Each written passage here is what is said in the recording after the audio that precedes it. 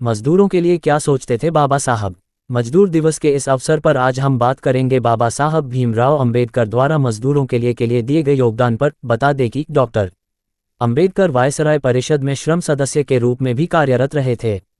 भारत में मजदूरों को कई विशेष अधिकार दिलाने में बाबा साहब अंबेडकर का अहम योगदान है, जिन्होंने 8 घंटे के कार्य दिवस को भारत में लागू किया।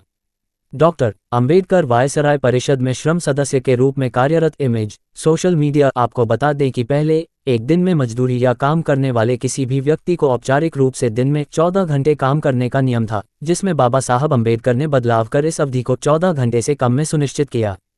बाबा साहब अंबेडकर ने 27 नवंबर 1942 को नई दिल्ली में भारतीय श्रम सम्मेलन के 7वें सत्र में 8 घंटे के कार्य दिवस को भारत में लागू की मांग रखी, जिसमें उन्हें सफलता भी मिली।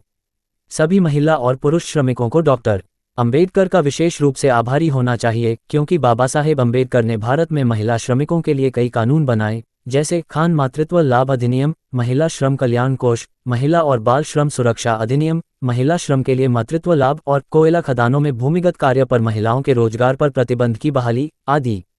डॉक्टर बाबा साहेब अंबेडकर ने श्रमिकों के लिए स्वास्थ्य बीमा प्रदान करने की मांग की थी। Image Google. Doctor Baba Saheb Ambedkar ने श्रमिकों के लिए स्वास्थ्य बीमा प्रदान करने की मांग की थी, जिसके बाद से श्रमिकों को कई स्वास्थ्य सुविधाएं दी गई, जैसे कि कर्मचारी राज्य बीमा, ईएसआई, श्रमिकों को चिकित्सा देखभाल, चिकित्सा अवकाश, काम के दौरान लगी चोटों के कारण होने वाली शारीरिक अक्षमता, कामगारों के मुआवजे प्रदान करना आदि। बाबा साहेब अंबेडकर ने इन सभी अधिनियमों को श्रमिकों के लाभ के लिए ही अधिनियमित किया था। बता दें कि इस अधिनियम को पारित करने की सबसे बड़ी उपलब्धि ये थी कि भारत कर्मचारियों की भलाई के लिए बीमा अधिनियम लागू करने वाला पूर्वी एशियाई देशों में पहला देश था। डॉक्टर अंबेडकर ने ही सभी श्रमिकों के लिए साप्ताहिक छुट्टी की सुविधा प्रदान करवाने के लिए मांग की थी। आज वर्तमान समय में संस्थानों में मिल रही लीव बेनिफिट का श्रेय बाबा साहब को जाता है। साथ ही औपचारिक वेतनमान का संशोधन का श्रेय भी बाबा अंबेडकर साहब को जाता है। केवल यही नहीं, बल्कि कोयला अबरख खान भविष्य निधि योजना को लागू करने में भी डॉक्टर अंबेडकर का योगदान महत्वपूर्ण था। उस समय कोयला उद्योग ने हमारे देश की अर्थव्यवस्था में महत्वपूर्ण भूमिका निभाई थी। डॉक्टर बाबा साहेब अंबेडकर ने 31 जनवरी 1944 को श्रमिकों के लाभ के लिए कोयला खान सुरक्षा स्टोइंग संशोधन विधेयक बनाया। वहीं 8 अप्रैल 1946 को वे अबरख खान श्रम कल्याण कोष लाए, जिसने श्रमिकों को आवास, पानी की आपूर्ति, शिक्षा, मनोरंजन और सहकारी व्यवस्था की। इसके अलावा डॉक्टर बाबा साहेब अंबेडकर ने बीपी आगरकर के मार्गदर्शन में श्रम कल्याण कोष से उत्पन्न होने वाले महत्वपूर्ण मामलों पर सलाह देने के लिए एक सलाहकार समिति की स्थापना भी की।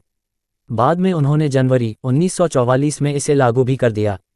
बाबा साहब अंबेडकर का मजदूरों के लिए योगदान। इमेज डैलेट टाइम्स। वर्तमान समय में मिल रही अनेकों श्रमिकों कल्याण सुविधाओं का श्रेय महान समाज सुधारक डॉक्टर अंबेडकर को ही जाता, जिनके योगदान को कभी भुलाया नहीं जा सकता।